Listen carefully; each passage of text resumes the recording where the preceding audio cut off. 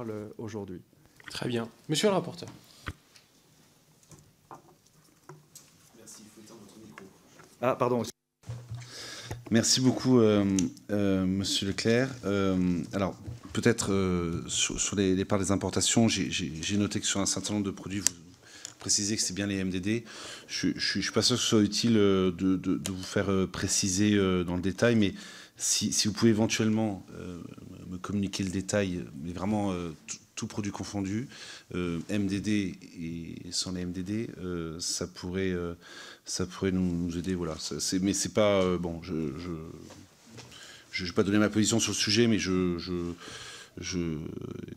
si j'avais été vous, j'aurais répondu que dans un aspect concurrentiel, à partir du moment où les règles permettent, ça va peut-être pas m'aider ce que je veux dire, mais je pense que c'est important de pouvoir l'évoquer, mais à partir du moment où les règles permettent des importations, j'ai du mal à concevoir qu'un acteur, toujours dans ce cas concurrentiel, puisse s'en sortir en étant plus vertueux que les autres. Voilà. Donc non mais ouais, enfin, mais à moins qu'il ait un modèle différent des autres qui lui permettent, ce qui peut-être est le cas d'une autre enseigne que nous avons auditionnée il y a quelques jours, mais c'est pour ça que bon, je crois beaucoup aux politiques et je vois pas très bien, si vous voulez, à partir du moment où les règles sont celles-ci, encore une fois, comment on peut s'en sortir en étant plus vertueux que les autres. Mais bon, en tout cas sur les chiffres, ça pourrait quand même être intéressant, mais sans que nous allions plus loin là-dessus. J'avais aussi peut-être sur la centrale Eurelec, vous avez dit que 50 multinationales étaient concernées par cette centrale d'achat. C'est couvert par le secret des affaires, donc je ne vais pas vous le demander ici, mais si éventuellement il faut aussi me communiquer cette liste, sans qu'elle soit évidemment diffusée à cause du secret des affaires, mais ça pourrait m'éclairer. Sur cette question des centrales d'achat européennes, bon, moi je fais partie de ceux qui considèrent que le problème c'est la première transaction et pas tellement la. Voilà. Bon, ça c'est. Enfin bref, mais en tout cas, voilà, c'est un peu ce qu'on comprend aussi dans au fil des auditions de cette commission d'enquête. Mais il y a peut-être un argument quand même qui a pu être évoqué par les syndicats des industriels, pas dans cette commission d'enquête, mais à une autre occasion, sur le fait que si effectivement ce sont des grandes multinationales qui sont concernées par ces centrales d'achat, je ne suis pas sûr qu'il y ait une volonté politique de vouloir faire des cadeaux aux multinationales de l'agroalimentaire, parce qu'elles ont la capacité de pouvoir optimiser avec leur coût de production, et que je ne suis pas sûr que leurs marges soient à plaindre. Mais il y avait un argument qui pouvait quand même interpeller sur le fait que cette pression qui est faite par la délocalisation juridique, en fait, parce que bon, je comprends que ce soit une centrale d'achat où il fallait bien se trouver un endroit, mais il y a quand même un aspect, j'ai un esprit d'escalier, mais le premier aspect quand même, c'est que vous dites le droit belge est semblable à celui de la France. Je ne suis pas sûr qu'en Belgique ils aient Egalim. Donc il y a bien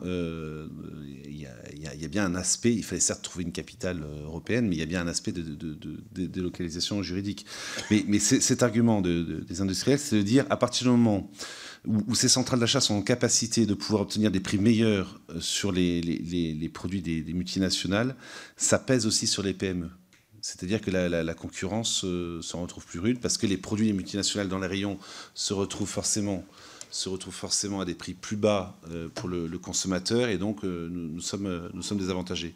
Est-ce que vous avez peut-être une idée sur ce point ? Oui, c'est beaucoup de sujets, hein. On le fait de manière un peu brouillonne, mais je vous prie d'y lire d'abord des intentions. Oui, le capitalisme n'est pas moral, mais les acteurs du capitalisme ou les acteurs de l'entreprise peuvent avoir des préférences. D'accord ? Et en fait, je peux vous dire que nos Leclerc bretons rivalisent avec les Leclerc alsaciens ou avec les Leclerc vendéens pour plus chez moi, il n'y a pas mieux. Donc c'est une émulation, je trouve, qui est assez saine et qui est profitable à nos pâtés ENAF et et à nos crêpes bretonnes qui sont vendues jusqu'en Pologne aujourd'hui grâce à ces alliances. D'accord ? Parce qu'on oublie aussi de dire ça. Dans les alliances, par exemple, avec Rewe, alors je donne un exemple du non-alimentaire parce qu'il me vient comme ça, c'est Bayersdorf qui fait les rayons produits d'entretien et de beauté. Nous, on lui amène L'Oréal.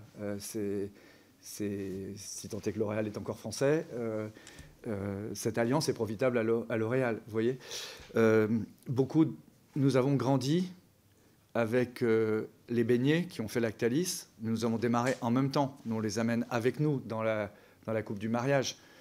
Et même si, pendant la période de négociation, on se frite, dans la réalité, on est des gens de même terroir qui grandissons ensemble. Donc, c'est une dimension affectivo-politique que nous revendiquons et que nous pouvons démontrer au cas par cas. Alors, pour la question des produits importés de marque, le sujet, c'est que c'est pour ça qu'on est pour Origine Info, c'est que moi, je ne sais pas, jusqu'à ce que ce soit marqué sur le produit, je ne sais pas quelle est la part de porc ou dans les plats transformés, tant que vous ne l'exigez pas, vous, législateurs, ou que le gouvernement ne l'exige pas, je ne sais pas quantifier la part de produits importés. Mais même, d'une manière générale, vous-même, l'institution, pour le coup, parlementaire, vous avez accepté l'option 3, qui ne me donne pas accès à la part, à l'origine de la part agricole, etc. Donc, même si on fait travailler un cabinet de consultants là-dessus, il y a un travail de défrichage qui, en tout cas, n'est pas spontané. Vous voyez, je vais vous dire ça. Donc ça, c'est pour... Alors, pour ce qui concerne les conditions tarifaires, je voudrais juste vous rassurer. Après chaque négociation, l'administration vient pomper tous les ordinateurs de tous les groupes de distribution, donc tous les écarts tarifaires, la connaissance des relations commerciales, elle est quelque part dans l'administration. Hein, donc, à défaut d'être transparent parce qu'explicable, tout ça, on doit pouvoir faire des recherches là-dessus. Sur les PME, on a des accords privilégiés avec les associations de PME, et notamment avec la FEF, hein, que vous avez dû auditionner aussi, et la DEPAL. Donc, en fait, je pense que ça fonctionne pas mal. C'est à eux de le dire. C'est pas. Qu'est-ce que vous. J'ai conscience que je n'ai pas répondu à votre question, mais je ne sais plus tout d'un coup votre. Ouais.